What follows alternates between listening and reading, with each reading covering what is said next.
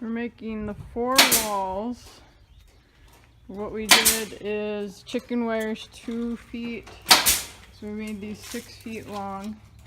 And on the base we put pressure treated lumber and 2 feet of like really sturdy wire, because the chicken wire is not that way. If a dog or a cat or something or a critter was trying to get in, at least there's a solid barrier, because the chicken wire is not as sturdy.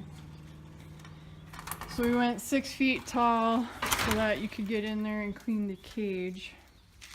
And then I'll show you a video on how we're making the door. Okay, so this is going to be the door. This will be the front of the cage.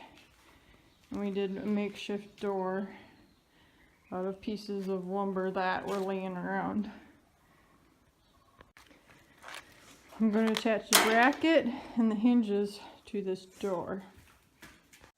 Now we're bringing the 4 sides down to the barn to assemble it.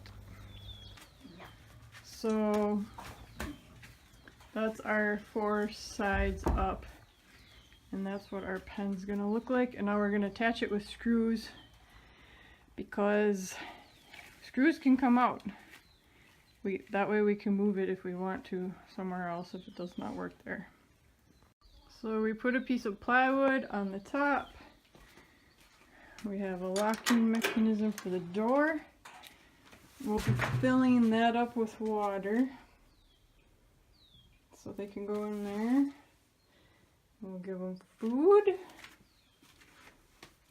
and they should have a lot more space to roam around in. So I put this about 9 inches off the ground on purpose, because when you open the door, that keeps the ducks from just coming out